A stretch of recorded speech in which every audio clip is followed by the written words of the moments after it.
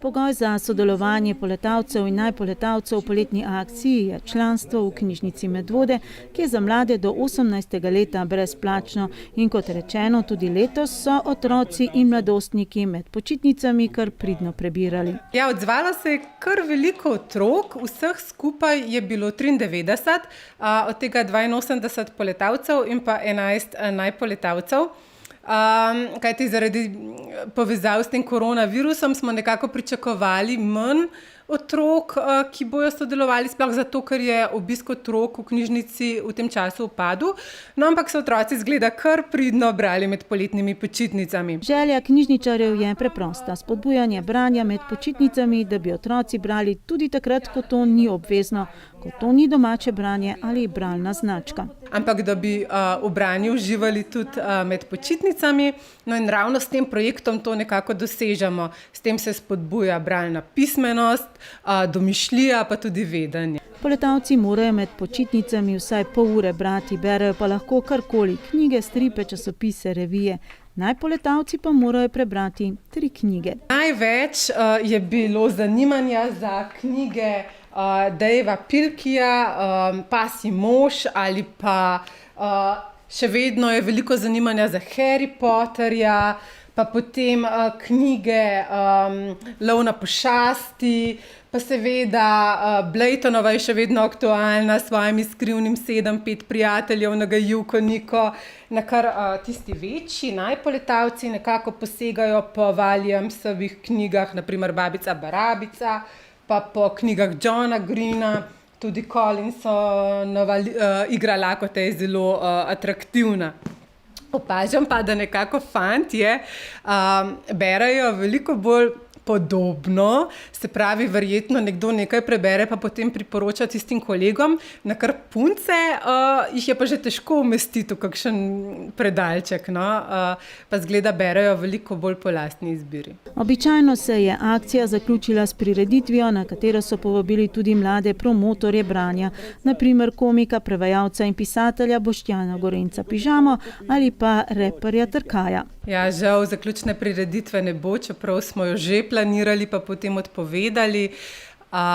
Bomo pa izvedli nagradno žrebanje. No, naj povem, da vsak bo dobil tudi priznanje, majčko in letos tudi knjigo, zaradi tega, ker so nam naši donatorji založbe donirale veliko lepih knjig.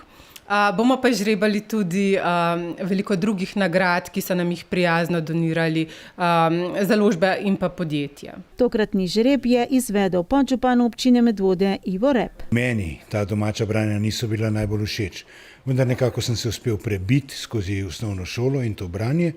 Potem pa v srednji šoli so postale tematike, naslovi vedno bolj zanimivi. Tako da nekako tisto kulturo branja mi je šola, ali pa nam je, moje generaciji šola pripeljala, dovolila. Zdaj, danes je pa, če sem čisto pošten, berem takrat, ko imam čas. To pa pomeni takrat, ko sem na dopustu. In letos mu je na dopustu uspelo prebrati 6 knjig. Knjiga dejansko postane človekova najboljša prijateljica.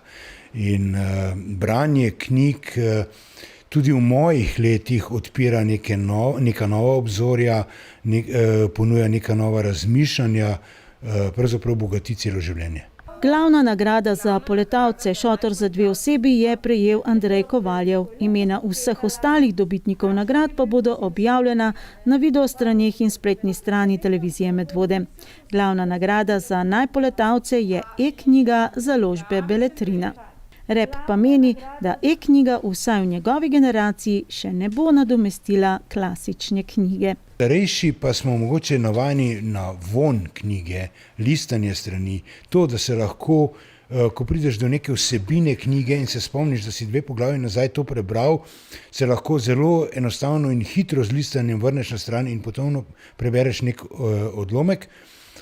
Tako da pravzaprav, ja, sigurno, e-knjiga ima neko svojo bodočnost, vendar klasična knjiga ima svoje prednosti. Občina Medvode je od leta 2018 sicer na seznamu branju prijaznih občin.